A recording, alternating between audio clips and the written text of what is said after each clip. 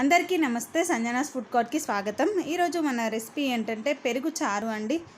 ఈ పెరుగు చారును మనం కర్రీస్ లేనప్పుడు, కర్రీ వండే అంత టైం కూడా లేనప్పుడు మనం ఒకసారి ఇలా పెరుగు చారుని ట్రై చేసి చూడండి. టేస్ట్ చాలా బాగుంటుంది. ఇంటిల్లి పాదిల్లి కడుపు నిండా భోంచేస్తారండి ఈ పెరుగు చారుతో. ఖచ్చితంగా ట్రై చేయండి.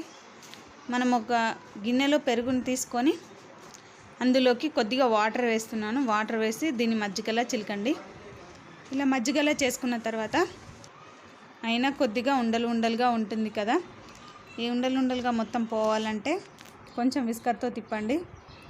మంచిగా సాఫ్ట్గా వస్తుంది. చూడండి, ఇలా సాఫ్ట్గా వస్తుంది. ఇలా చేసిన తర్వాత ఇందులోకి రుచికి తగినంత సాల్ట్ని యాడ్ చేయండి.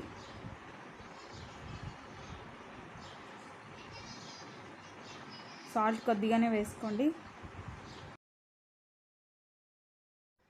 ఇప్పుడు పోపు కోసం స్టవ్ పైన ఒక ప్యాన్ పెట్టుకొని ఇప్పుడు అందులోకి 1 స్పూన్ ఆయిల్ వేసుకోండి. ఆయిల్ కొంచెం హీట్ అయిన తర్వాత ఇప్పుడు ఇందులోకి కొద్దిగా ఆవాలు వేసుకోండి. ఆవాలు చిటపట్లాడిన తర్వాత కొద్దిగా జీలకర్ర వేయండి.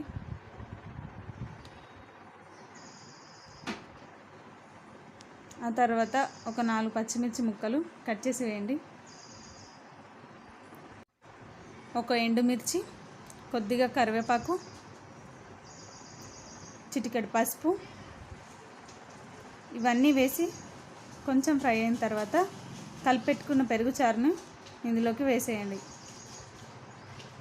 అంతే. ఇప్పుడు కొంచెం స్టవ్ ఆఫ్ చేసేసి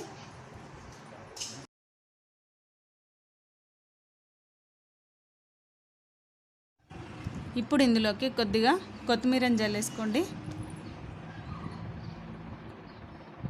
కొత్తిమీర వేసుకున్న తర్వాత ఒక కప్పు ఉల్లిపాయను వేయండి. సన్నగా పొడుగా కట్ చేసి వేయండి. ఉల్లిపాయలతో ఇంకా టేస్ట్గా ఉంటుంది మన పెరుగు చారు.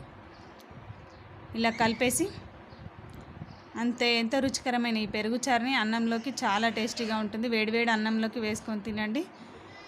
కడుపు నిండా భోంచేస్తారు. అప్పటికప్పుడు కూర వండాలి అన్నంత టైం లేనప్పుడు ఇలా ఒకసారి పెరుగు చారు ట్రై చేసి తినండి. టేస్ట్ అయితే చాలా బాగుంటుంది. ఇంట్లో వారందరికీ నచ్చుతుంది. ఖచ్చితంగా ఒకసారి రెసిపీని ట్రై చేసి చూడండి. ఎలా కుదిరిందో కామెంట్ సెక్షన్లో కామెంట్ చేయండి. మరిన్ని వీడియోస్ కోసం నా ఛానల్ని లైక్ చేయండి, షేర్ చేయండి, సబ్స్క్రైబ్ చేయండి. పక్కనే ఉన్న బెల్ ఐకాన్ని క్లిక్ చేయండి. Thank you for watching my video.